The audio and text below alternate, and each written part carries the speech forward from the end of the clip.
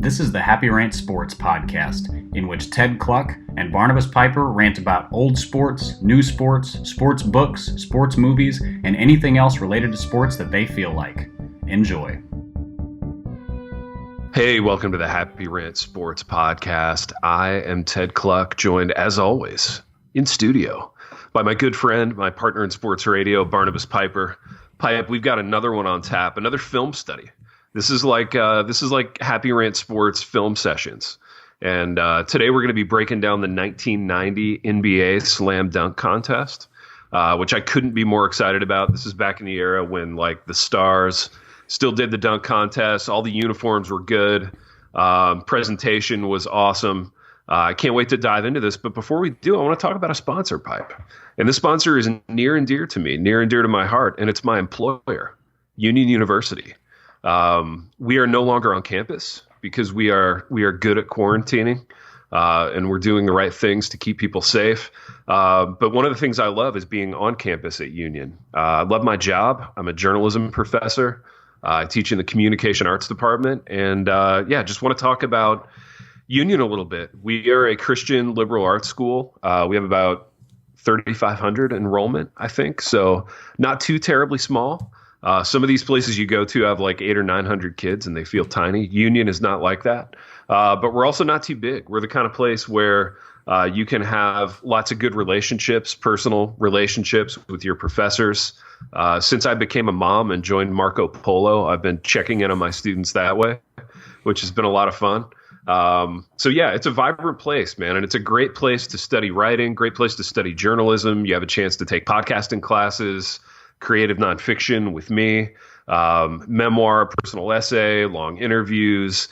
We do all the things, man. And I, at the risk of like flexing, I think we do them at a pretty high level. We win a lot of awards for our work in journalism and comm arts, and Union is just a great place to study.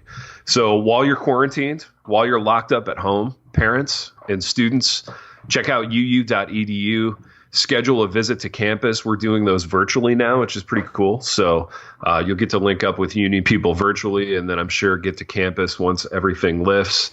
And we would love to have you at Union. Do you have very enthusiastic digital tour guides? Because I feel like that's the selling point of all on-campus tours is like the sophomore girl who could not be more in love with her campus.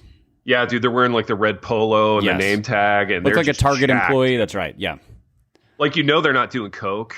They're not like snorting a line of coke off the back of the toilet in their dorm room, but you kind of wonder because of the enthusiasm.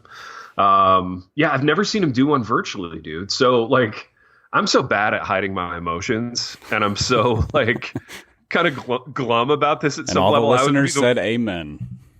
I would be a bad virtual tour guide.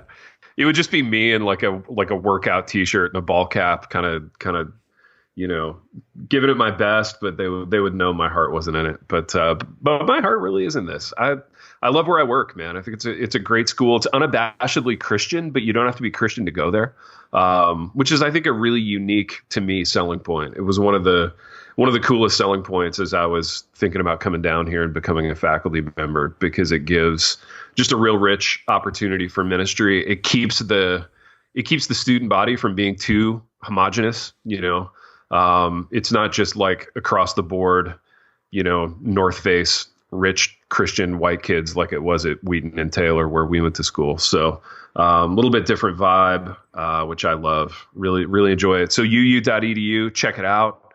Piper, we have film to break down, though. And far be it from me to get too distracted from that. I'm ready, man. I'm ready to dive into some 1990s NBA. Now, before we get into it, just by way of a preface, talk about some of your favorite things about the NBA from this era. You were a young kid at this point. I was in 1990. I was a freshman in high school, so I was pretty into all this stuff. Talk about your station in life in 1990. Well, I have no recollection of 1990 NBA basketball with just a couple exceptions, because the Minnesota Timberwolves became a team in, I think it was the 89-90 season.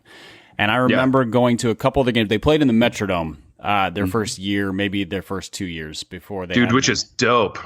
That's pretty cool. Yeah, there's some great shots, and I think they hold the record, the NBA attendance record for largest single game attendance, because most NBA games have not been played in football stadiums. So I think they got 40 or 50,000 people in there for some of those games, and I remember going to one or two, and then as they moved into the Target Center, I remember sitting baseline in one game. So I was probably. In 1990, I was 7, so not a ton of recollection. So for like 91, 92, I remember going to a game. Somebody must have given my family tickets, because there's no way my parents would have sprung for like third row baseline tickets. And just watching Sean Kemp destroy the rim and the Timberwolves and everything. It was the 92-93 season, I think, that I really became an NBA fan. So that was the year the Suns played the Bulls in the finals. And I loved that Suns team. So Dan Marley, Danny Ainge, Kevin Johnson, Charles Barkley, and so forth. Like, just such a fun team. And I really hated the Bulls. Really? Yes, I despised them. And, over the course of the 90s, came to appreciate the Bulls for how good they were, but still really wanted to see them lose. Dude, now can I go in on your Bulls hatred a little bit for like 2 minutes? Was it mostly born of being like a kid in the Midwest in a competing city, or was it born of like just Jordan fatigue and being sick of seeing them on the cover of Sports Illustrated every week? Like what was the root of your Bulls hatred? I think and then I have a Sean Kemp thing I want to talk about. I think it was mainly being a contrarian kid. Like, they owned the NBA. It was Jordan and the Bulls, and then there was everybody else. And there were some great teams. Like, every team that Jordan and the Bulls beat in the finals was a phenomenal team. Like, there was no asterisk wins for them. And but so that Suns team, and then the Sonics team that they beat, I think that was the first finals that they won after Jordan's retirement and baseball hiatus. So what would that have been, 95, 96, something like that? Loved that Sonics team too. And again, really wanted to see him beat the Bulls. Awesome. I was, however, rooting for the Bulls over the Jazz, because I just had a long-standing I can't stand the Jazz, and I hated Karl Malone so much. Interesting. Just these are irrational hatreds of youth. There's not I hate the Yankees because they're the evil empire. I hate the Packers because they're a rival. Yeah. In the 90s and NBA, I just hated teams because I was like between 10 and 16 and just didn't like them. So, dude, I love that you picked the Suns to like, man. That's the ultimate like contrarian move. You know what I mean? Just super random. Like it's a city you'd probably never been to at that point in your life. Like, I didn't go to Phoenix for the first time until like 3 years ago. So, and it's nice city if you're not there in June.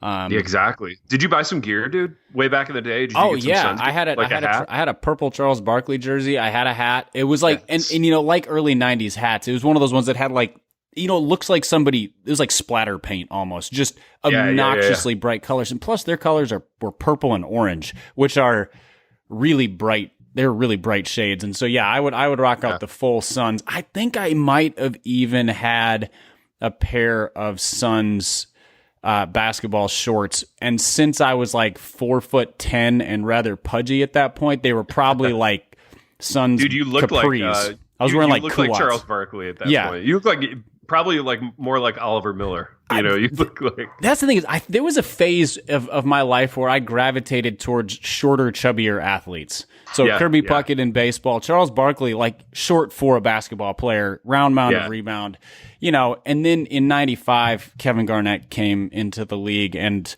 he then rearranged my basketball priorities entirely. Because he was and always will be my favorite basketball player, and was neither short nor fat. Dude, you know what I loved about buying gear in the 90s was the fact that it was before a league had one uniform manufacturer. So it was totally random, right? So like the Bulls might wear like champion jerseys, and the T-Wolves might wear like Adidas gear, whatever. So all the gear was different. Like all the jackets were a little different. The hats were a little different. Dude, the 90s was like the greatest era of buying gear because there was a lot of gear. It wasn't like the 60s or the 70s where you just couldn't find the stuff, but like so the gear was everywhere, but it had all these different little design flourishes because of the different manufacturers, man. And yeah, I join you in hating the Jazz from that era because I think they just had the grossest gear.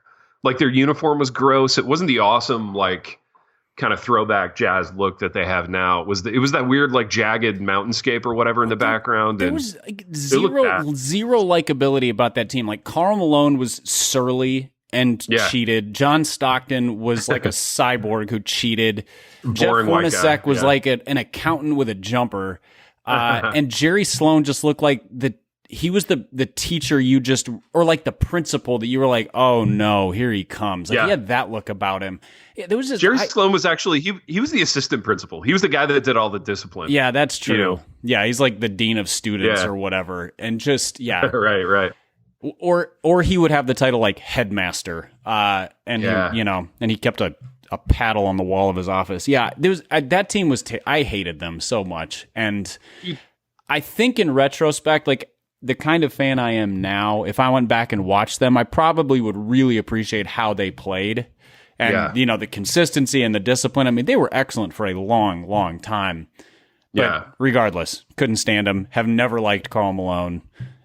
I'm offended that he ranks as highly as he does in the all-time scoring list. Like, that just feels unjust to me because he's not a top 15 or 20 NBA player, but he's like a top 5 all-time scorer. That just seems... Yeah, they had no cool, fun people on that team, which is shocking because in the 90s, even crappy teams had like fun, cool guys. You know what I mean? Like even before the Suns got good, they had like Cedric Ceballos and Tom Chambers, who was like oddly cool for a white guy. And I don't know, you could find somebody cool on almost every NBA roster. And they didn't play with any like flash or panache. It's like it felt like you could roll George Mikan out there and be like, oh yeah, he can get 15 minutes a game on this team. Exactly, set shots and hook shots, right. And I feel like Donovan Mitchell's the first player who's dunked for them since Karl Malone. Like there's just they've remained boring somehow. I don't know how that happened. Dude, they're kind of like they were the physical embodiment of the city that they lived in a lot of ways. Yeah, well, just kind of. No caffeine. Just kind of boring. No caffeine. Nothing else fun. Extra white people. Exactly, man. It's like more white people per capita than most NBA rosters. I mean, they really were the perfect fit for their community, for sure. But, dude, let's talk about a fun team. Let's talk about a team that had, like, tons of cool guys on it, and that's the Seattle Supersonics. Oh, man. It kills me that they no longer have a franchise because that's a great basketball town. There will be a Seattle Supersonic heavily featured in the video that we are about to watch, which makes me very happy. Well, dude, I want to talk about Sean Kemp because have we talked about how he was the greatest in-game dunker of all time? Or was that a conversation I had with somebody else? I don't know. Well, let's have it again if we've had it. I'm up for it.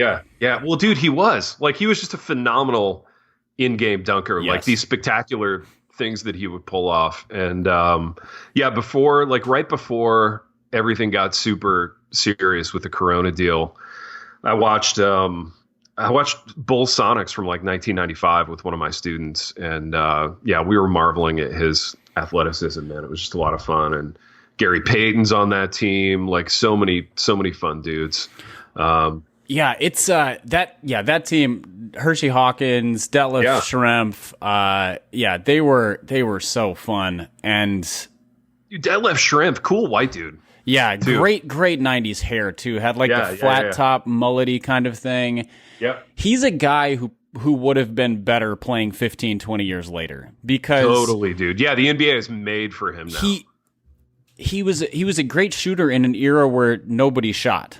Right. And so like being a stretch four now, he would have been a more valuable player. Like he's the kind of guy every team wants now. Like if not running him out there 30 minutes a game, at least give him 15, 17 minutes off the bench and let him put up 5 threes and he'll hit 40% of them.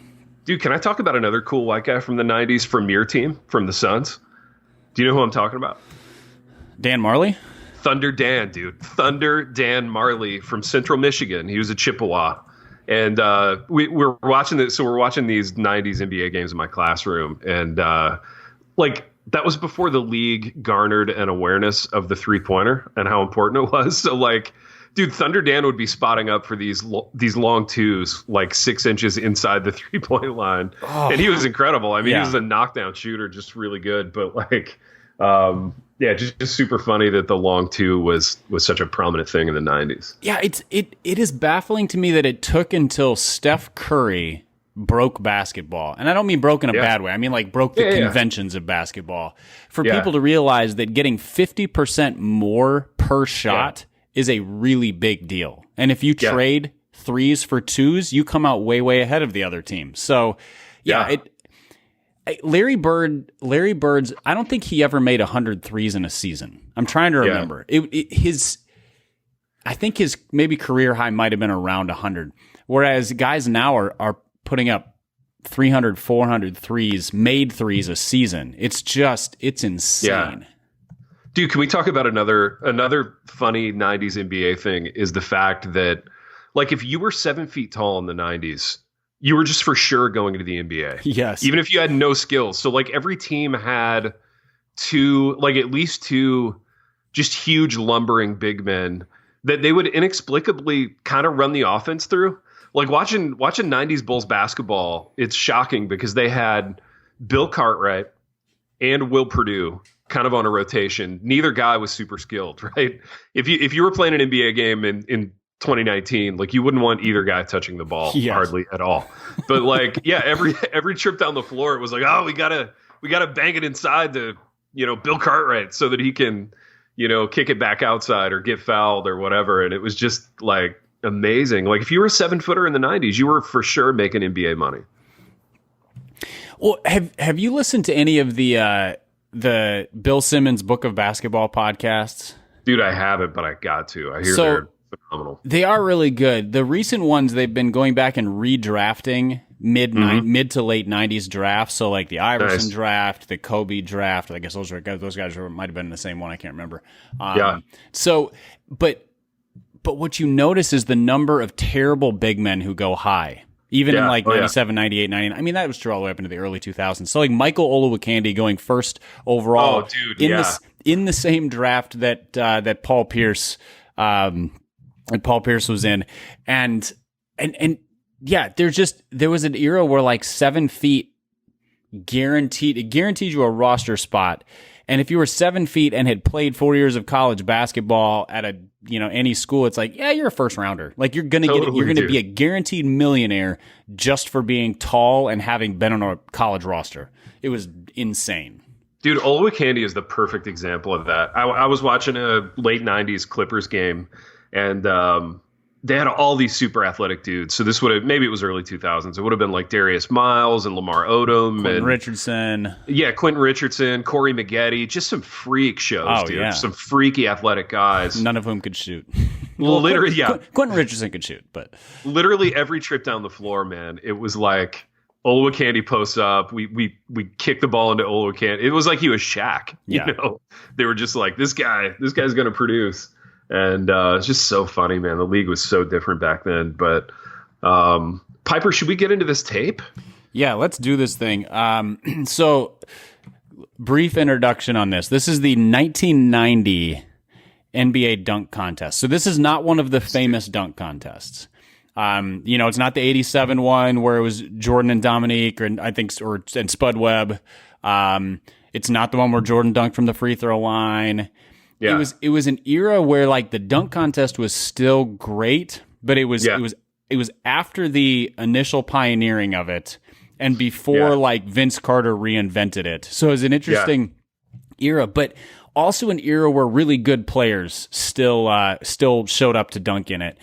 And it's just fascinating to watch because there's a handful of role players. There's a couple guys who were like okay basketball players, but really good dunkers. Yeah. And then 2 or 3 just mega superstars for their era. And nice. And the judging in 1990 wasn't any better than the judging now, with one exception. Okay. They didn't give out 50s. Now they give out 50s. Yeah. They give out 50s for like smiling. So, bro, it's just like school. Yeah. Right? Like it really is great inflation. So like the last couple dunk contests, there's been of there's been controversy around it. I'm like, well, that's what happens when you give up 50s in the first round because a guy, put on a Superman cape or whatever. Right.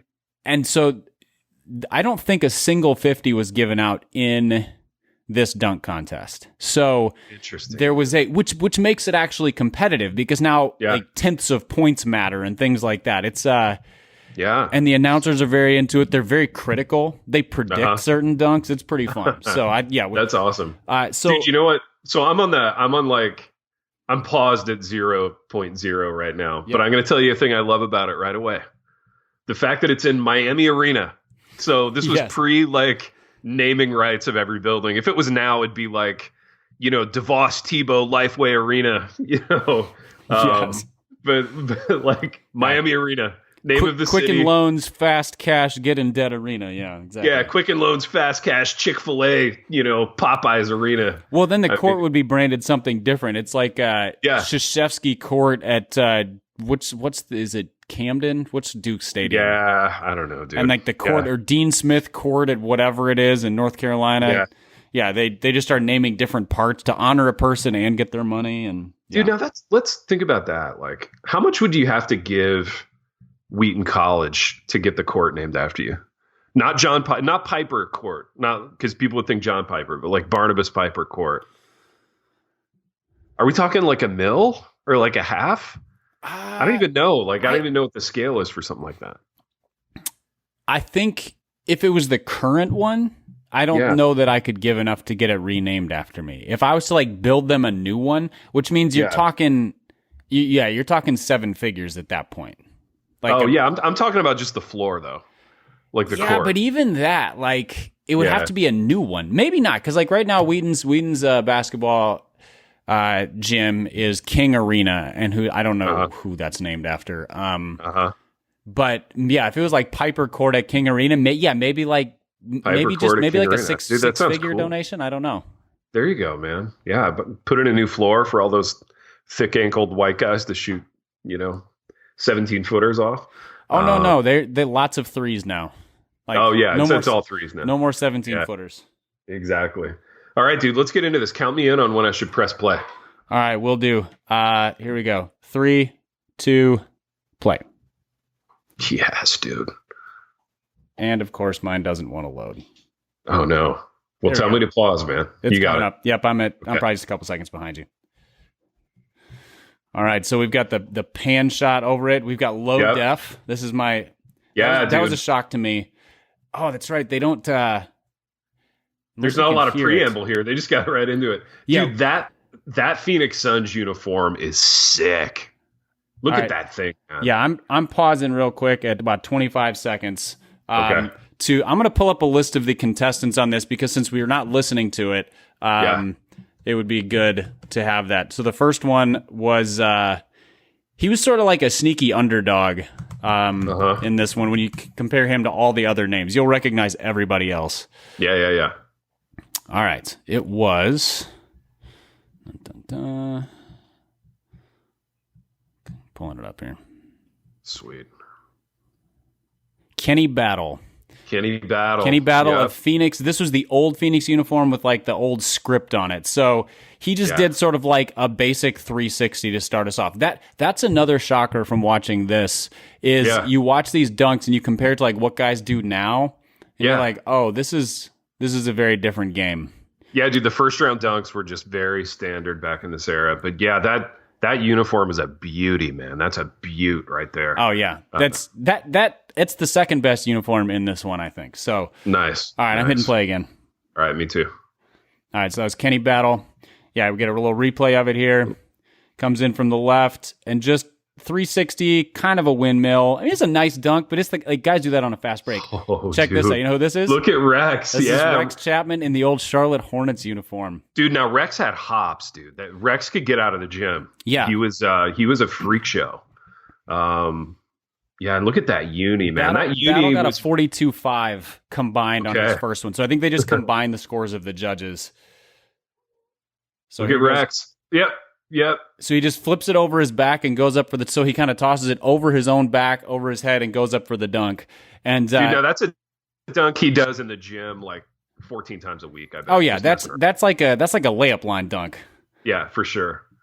The fact that he's wearing the white compression shorts that are a solid 5 inches longer than his John Stockton length shorts is dude. I was just gonna comment on that, man. This is like Apex Mountain for compression shorts. Yeah.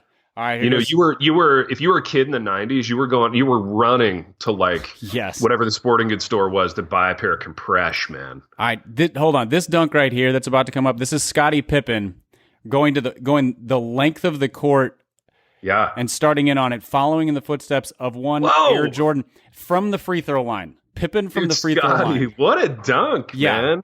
So, spoiler alert, Scottie gets hosed in this dunk contest. Just no appreciation for what he just did compared to what some of these other guys do. So he takes off, and his toe was on the line. His toe was on it. That wasn't even ambiguous. I'm pretty sure Jordan stepped more over the line than that, and he still cocked it back by his head. He just imitated the Jordan free throw line dunk that was to a T. Dude, look at these Cosby sweaters on these guys. Yeah. Incredible. All right, 47.2 for Scottie. We got Neek. Human highlight reel. Dude, Neek just mailed that one in. That was just kind of he mails in this whole dunk contest. It's just one windmill after another. Yeah. Dude, that Hawks uniform, though, is a beaut. Why they don't go back to that, I will never know. Yeah, so Neek had already won. He'd won one or two of these prior, I'm pretty sure. Yeah. Dude, Neek was just collecting a paycheck at this point. There's Jordan looking fabulous as always. Yeah, there's a lot of like mock turtlemecks in the stands here. Yeah, like very tight shirts. All right, we got Billy Thompson. Billy Thompson was on that what was it? Phi Slamma Jamma Houston team. Yeah. So he was part of that team with Clyde Drexler and was Olajuwon on that team? I think so. I think so too. Yeah. So there's dude, look at Zeke and Magic on the sidelines there.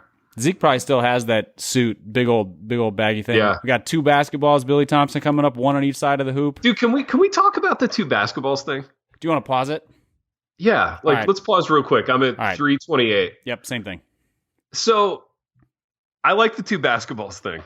I'm not gonna lie, and maybe this is my age coming out, but I feel like somebody did that in every dunk contest, like between 1986 and 1992. And I'm kind of here for it. What are your thoughts on two basketballs? I like it from the perspective of it feels like the kind of thing, like, when you could go out on the driveway and you could lower the hoop down to 8 feet as, as like a freshman in high school and kind of make yourself feel like you could jump even when you couldn't. It was like one of the things that we would do, except it was like two volleyballs because you couldn't all the way palm a basketball when we were 13. Right. And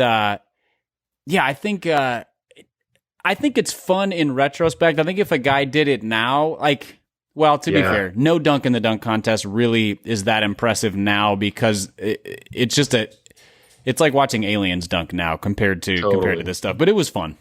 Dude, if I was an NBA player now, I would come out in Stockton shorts with long compression shorts, and I would do all these like first round 1990 dunks. I'd go two balls. I'd go just like that little Rex Chapman thing, and the whole thing would be an homage to like 1990. It would be a big joke that nobody would get. They did something probably 7-8 years ago, maybe longer than that now, in the dunk contest where one of the rounds was impersonating classic old dunks. Oh, I love it, dude. And so they would show them a video, and then they had to do like the Statue of Liberty or whatever. And the thing is, like, style-wise, it just didn't work for some of these guys because they had to go do a dunk that was from a 1-footed jumper, and they were a 2-footed jumper, whatever it was. Yeah. It was crazy to watch. Hey, hold on 1 second. My dog is drinking loudly right next to me. I'm going to go take her water away. 1 sec. Yeah, no worries, dude. You can just entertain the fans while I'm gone. All right. Hey, this is Cluck reminding you to enjoy some Redbud coffee roasters. Redbudcoffee.com, which I'm 70% sure is the URL. But just look up Redbud coffee roasters. Enter the code Happy Rant at checkout. You get it a little cheaper, which is good in these dire economic moments that we're in. And Redbud coffee. Enjoy it. It's the best coffee there is. Great packaging, too. I just finished a cup of it. Yeah, no, it's really good, dude. It's so good. I got to order some more, actually. I'm out. I got to remind myself every month, like set a little thing in my phone so that I remember to order my Redbud. All right, Pipe, should we roll it again? All right, let's roll it. Let's roll. Dude, there's some fan appreciation for the double ball thing. Oh yeah, there's a lot of 10 cards being waved. A lot of 10 cards. If I was in the crowd in 1990, I would have been waving a 10 card for sure. Look at this. These remind me so much of dunks that I saw guys do in high school. Like, yeah, for sure, man. Like really good athleticism, but not the same kind of mind-blowing thing you see from Aaron Gordon or Zach LaVine or who's the guy? Derek, what's his face from Miami. That's Kenny Smith. Yeah, the Jet, man. Grabbing the rim with the left, coming through with the right. Dude, wearing that beauty of a powder blue Sacramento Kings unit, man. I love that with the name across like the lower back. Yeah, we're missing something in this because we can't hear the audio because we want to talk over this. So listeners, I'll embed this in our show notes on the website, and then also share it online. The announcers are so good during this; they're just so like, dude, who are they? Who's doing it? So it was Doug Collins was one, and then the main play-by-play guy I can't remember, but Doug was the best one. So there's Sean Kemp just missed a dunk, so he gets a second try on it. He's trying to go like throw the ball up in the air, bounce it, and then full windmill. He just looks like a different athlete than everybody else in this dunk. He really does, man. Yeah, you put Sean Kemp in today, he does. He dominates.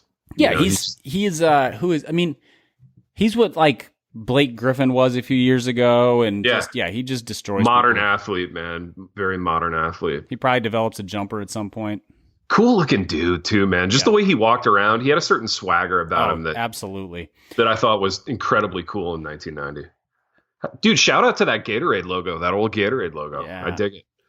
Dude, shout out to the high top fade on this guy, Kenny Walker, right? Kenny Walker, Kenny Skywalker. Skywalker, yep. Yeah, just a little 360. Just keeping it low key. Of all of the dunkers in this, Kenny Walker is the one. So Sean Kemp is the best. Like you watch him and you're like, oh, he's going to kill somebody. Kenny Walker is the one who you're like, oh, he could compete in a dunk contest today. Like he had style. He had like when he jumped, it looked like he was floating. Yeah. Some of these other guys look like they're having trouble getting the ball over the rim a little bit. Mm-hmm. He just, he really did. He really did just float, and he had the best hair. Shout out to when the Knicks weren't a joke too. As a 37-year-old, I have minimal recollection of that. Exactly, man. They were good at one point. This is fun, dude. Look at Kenny Walker. He's just relaxed. Miami Arena, nice aerial. Yeah, dude. When do you think who first had the idea to sell the naming rights to arenas? Because it's so like it makes sense to us now. That's a good question. Here goes Kenny Battle again with just a very nondescript, like the reverse like slam. Bring the ball down to your waist and bring it back up. Yeah. He's very clearly the doesn't deserve to be in this contest guy. I wonder why he was in it. I wonder if he just put up a few sick like in-game dunks or had won a college dunk contest or something. Yeah. They're doing a close-up of the net being tangled because of all the punishment that the guys are putting on it. Yeah, they're just... Dude, look at Rex. Yeah, he's also a didn't quite deserve to be in this contest guy. Like, good athlete, solid player for a few years, but... Dude, if Rex Chapman existed in 2020 NBA, do you think he would have, like, sleeve tattoos? Or do you think he would have stayed with kind of the, like, wholesome Midwestern... like coolest white guy at my high school kind of look that he's rocking right here? Well, didn't he go through like a real, like his life totally, like I don't know if it was drug abuse or what, but life really fell apart and then he kind of pulled it back together. So yeah, I think he would have, he very well could have gone like the Birdman route with, face tattoos and everything. Dude, look at Scotty. Now that dunk was impressive. Yeah. That just looked pretty. Look at this dude. And so he comes in, windmill, reverse, scissor kick, almost hits his head on the backboard. Like he is floating. Yeah. And the judges think, what about this? This is... They're like, it's a B+. Yeah, they're just not that impressed. And I'm like, they don't like, what do you have to do to impress these people? 45 for that dunk. And it was better than every other dunk we've seen so far, including some that have gotten 47s. Dude, now here's Neek. Let's see what Neek does. He's going from the baseline. This was a favorite move of his. Yeah, he did love the baseline dunk. Yeah.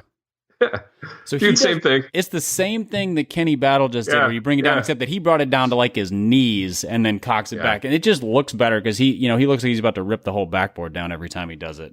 Dude, somebody should be judging these Cosby sweaters and mock turtlenecks too, like with cards, you know? That's right. 8 for the dunk, 10 for the sweater. Right. Neek has a real nice little high top fade too. It's not quite as tall as Skywalker's, but it's pretty. Yeah. It's really flat. Like you could set a cup of coffee on it. You know? And with the mustache is a nice little. And he has that little razor cut part in the front too. Dude, it must have just rained chicks on you know what I mean? Like in the evening, like after all this stuff. Atlanta had a reputation as a nice party town too, dude. From what I understand. Yeah. All right, here we go. This is that old Billy Thompson again. Billy Thompson, yeah. All right, what do you think of this, man? I'm such an old man. These are old man dunks. Well, so this one is one where he grabs the side of the backboard and then goes underneath the other side of the rim with it. And you're like, it's one of those things that's like, it's really impressive athletically and not remotely interesting aesthetically. Yeah, totally, dude. It's kind of like watching George Mikan shoot. That's why they just moved on from it in a hurry. They're like, all right, back to Kenny Smith. Exactly. Dude, how tall was Kenny Smith? 6'2", 6'3"? I think they call him 6'3", which means he couldn't be more than 6'1" or 6'2", because they always lied about their height. He's like 6'7" with that hair, though. Totally, man. The jet. He's getting ambitious here. This is good. He's going between the legs, off the backboard. Yeah, so he bounces it between his legs, facing away from the hoop, off the backboard, and then turns around to go get it and dunk it. This is just... dude, that was sick. Yeah. I'm legit impressed with that. Dude, there's the Admiral. There's David Robinson, the only guy that's not going to the club later.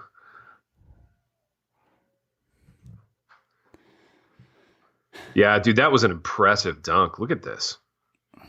Yeah, Boom. I think the reason that it looked... it's impressive because he's so much shorter than everybody else. Like, he's the one guy in this who looks like he has to get way up there. Because all these other guys are 6'6" and up. Here comes Sean Kemp with his his saunter. Yeah. Dude, nobody sauntered like Sean Kemp. No, he never looked like he was in a hurry unless he was full steam ahead down the court ready to destroy Chris Gatling. Dude, not a care in the world on that guy. And the way he did that so nonchalantly, that looks like what I look like making a sandwich. You know what I mean? Is that Sam Mitchell? I don't know, but I like Sam Mitchell. Yeah, I liked him as a player, hated him as a coach. Yeah. Dude, look at this. Yeah, so Kemp goes under his arm, flips it up in the air, and then the reverse. Just not a great dunk, let's be honest. Not a great dunk, but I would give him a 10 for just nonchalance. You know what I mean? If you get points for attitude, he wins. Dude, like he could carry on a conversation during that dunk. You know what I mean? See, the thing about Sean Kemp is like he wasn't a style dunker. He was I'm going to destroy your soul dunker. Yeah, totally. Which is why it looks so good in games and so like maybe meh in this. When it's also like Neek was kind of the same way. Like he just kind of did the same 3 dunks. Like Kenny Walker with a nice one, a little rock the baby under the hoop. Dude, now that one is low key super impressive. See, Walker, it happened so fast. Yeah, Walker and Pippen are the 2 best dunkers in this, and the judges are impressed by other people.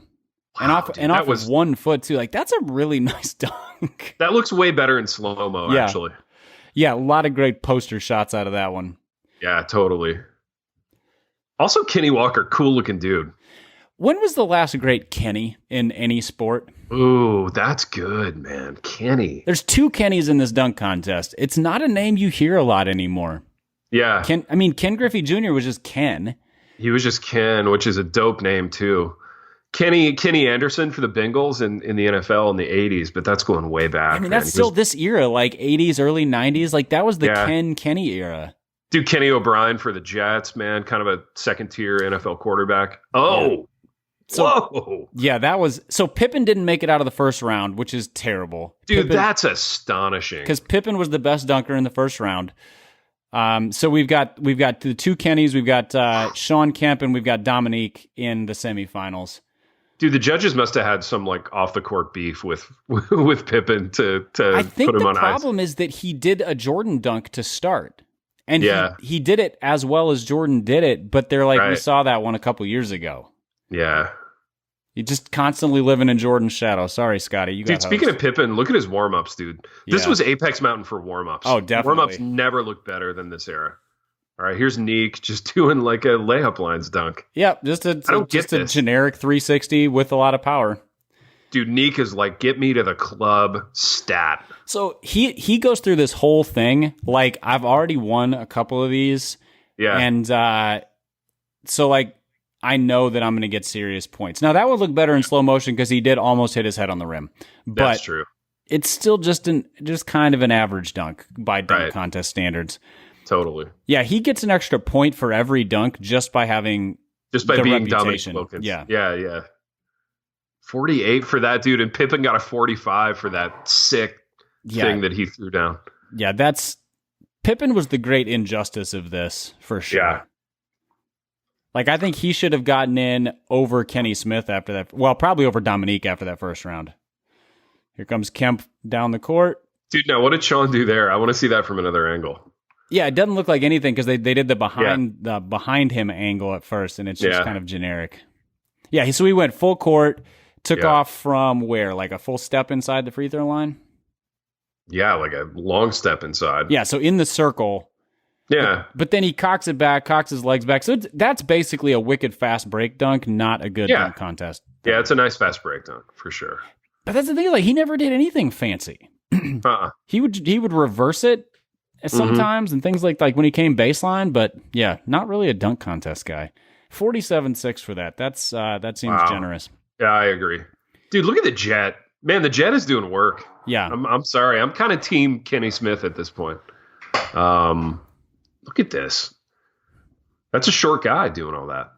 Yeah, his dunks look better in slow motion too because you can see how high he gets up off the ground. Maybe it's just a camera angle thing. Like the initial camera angles are kind of all from below, and so none of the guys look like they're getting real bounce. Oh, he's interviewing Jordan. Yeah. And if you can hear the audio, I think this is the part where Jordan's like, Kenny Smith, he's sitting right behind Kenny Smith. He's like, Kenny Smith's doing great. Not really known as a dunker, but he's a quick dude. He just has the aura of, I'm better than all these guys. Like, exactly. This is a dunk contest of who's the second best dunker in the NBA. Jordan's like, for guys who aren't me, these guys are pretty good. Yeah. Speaking of not being him, Kenny Walker tries to do the sort of lean in Superman dunk that Jordan was famous for, and Dude, the funny thing about Kenny Walker from this era, I don't remember him ever being in a game. Like, my only recollection of Kenny Walker is dunk contests. Like, he must have gotten next to no minutes in real games. Yeah, I'm about to look up his stats.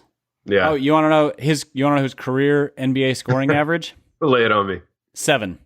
There we go. 7. Nice. 3,000 total points. I'm pretty sure James Harden scored 3,000 points last year. Totally. He had 7 points, 4 rebounds, career average. This was Neek's best dunk. I was going to say, that one from Neek was really solid. Good-looking dunk. Baseline, full two-hand windmill. And the thing about his windmills is, like, he didn't sort of swing them around. Like, he went full arm extension all the way around. Yeah. Dude, now this one was pretty cool from Sean Kemp. I'm not going to lie. He almost... Dude, look at him saunter! He almost brought the stanchion down, too. Dude, I would love to live for a day as Sean Kemp. You know what I mean? Do you want 8 more children? I don't. That's the aspect I wouldn't like. But he just looks so relaxed, dude.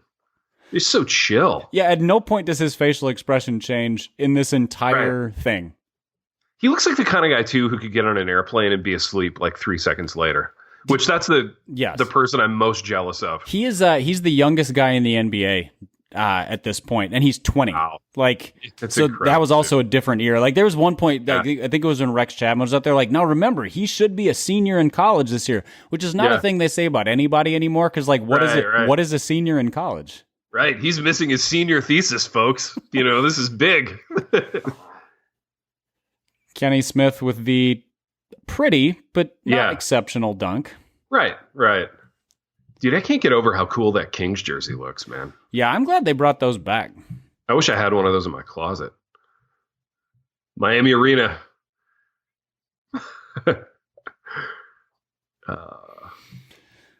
Yeah, they just go to the same overhead shot, and it's dark, and they don't have cameras, like, so it just looks like a black blob. It's the same shot, too. It's the same unimpressive shot over and over. So what was this dunk by Kenny? This is just I don't know. This is just like a takeoff from. Yeah, just a takeoff. Oh, okay. Low key favorite thing about this Kings jersey: name below the number in the back. Yeah, dude, I dig. I missed that the first time around. That's sweet. See, that one was better. That dunk was better than like. It was basically Sean Kemp's last. It was basically the same thing Kemp did, except just smoother, a little farther out too. A little further out, and by a dude who's 8 inches shorter. Dude, Neek totally mailed this in. Yeah, just jumps from one side and reverses on the other. You see that like 4 times a game in the NBA now. Totally. Yeah, he only had like 3 dunks. It was like a windmill, a reverse, and like a double pump reverse. Right.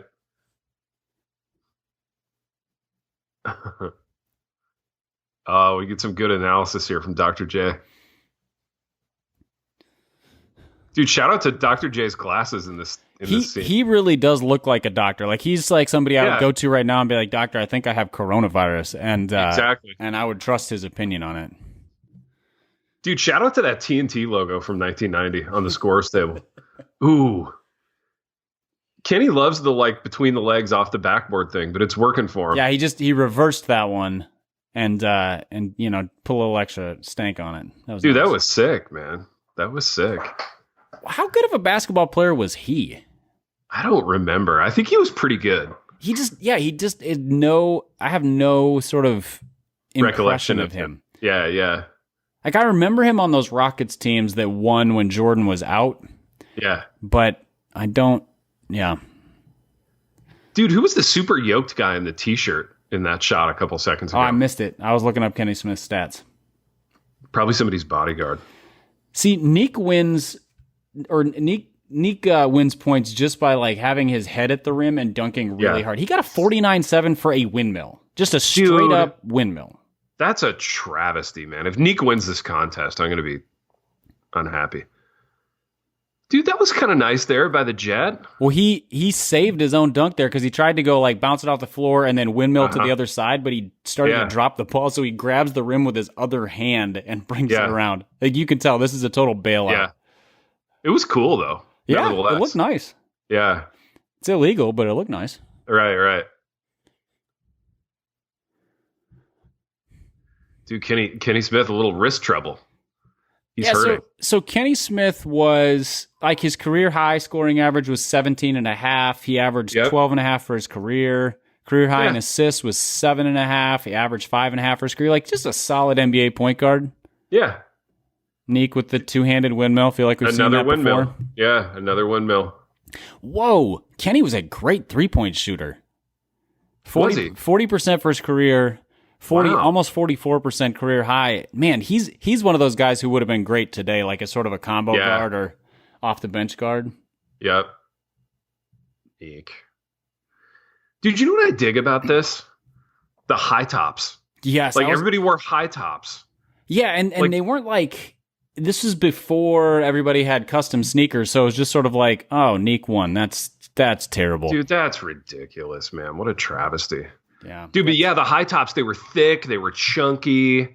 Everybody's basketball shoes now, they all look like slippers. You know what I mean? They look like slippers or wrestling shoes or I don't know. I like the shoes from back then. And there were like, 2 companies making basketball shoes.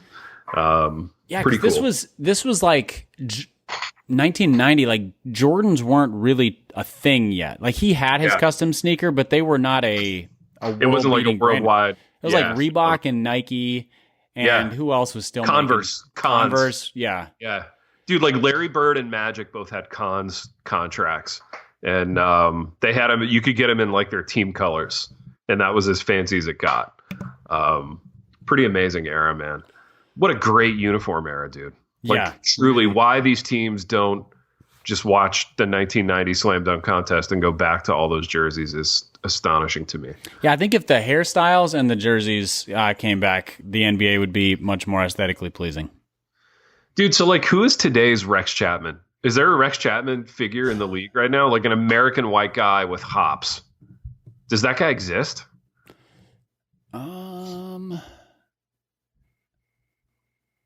Yeah, who? There was a white guy in the dunk contest this year. Who was that? Hold on. Yeah. I'm pretty sure there was. I might have just made that up. Yeah.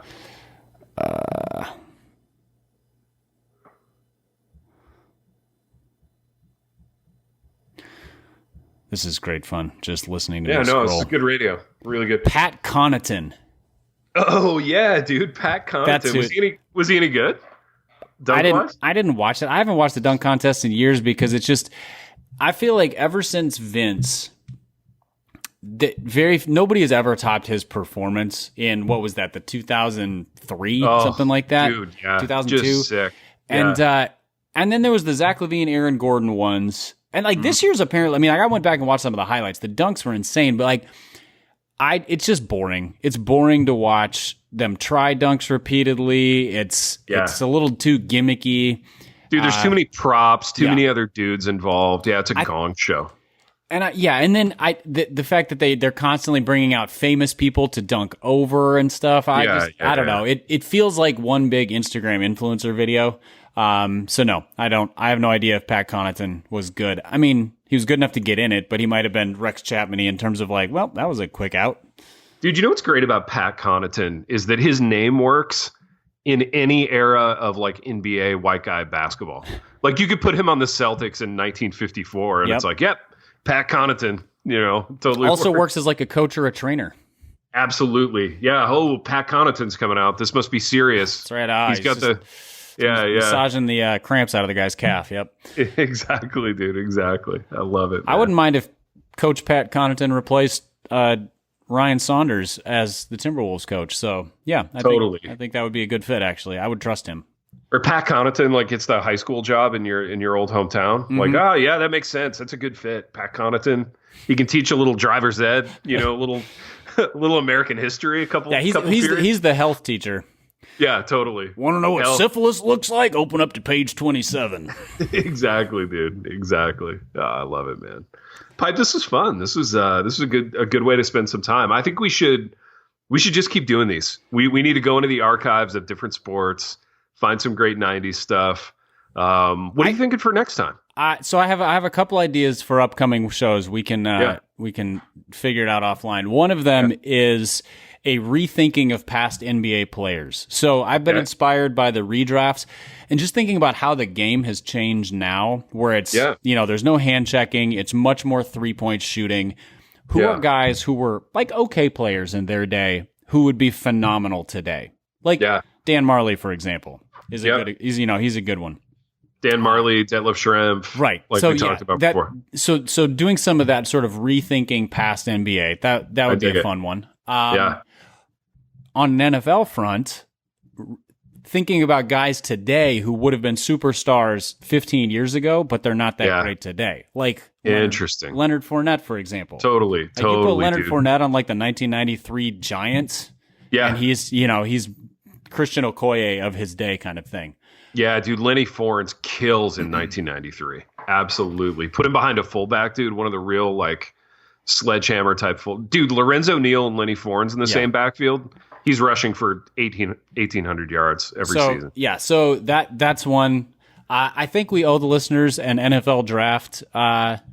Oh, totally, dude. Just like sort of a predictions or favorite players or something. So those are kind of the things I'm bouncing around on. And then any recapping old videos. It'd be fun to do it'd be fun to figure out a baseball one to do too. Dude, maybe we should do like a home run derby from baseball from the 90s or whatever. The hard thing about a home run derby is just that it's repetitive. Like at least the dunk contest, they do different things. I was thinking like find a compressed video of like a Pedro Martinez or a Greg Maddux start and break that down. Too. That would be good. That would be really fun. Let's do it, man. We got nothing but time in our houses. So true.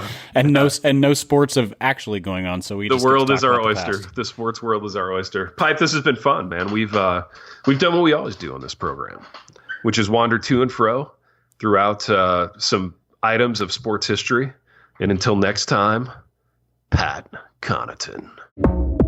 The Happy Rant is brought to you by Resonate Recordings. If you go to resonaterecordings.com, you can see the full range of services they offer. So if you're considering starting a podcast, they are the ones we recommend going with. Again, go to resonaterecordings.com to see their prices, to connect with them and ask any questions, and to see what they can do to help you launch, edit, master, and improve your podcast. Again, go to resonaterecordings.com to see what they can do to help you launch and improve your podcast.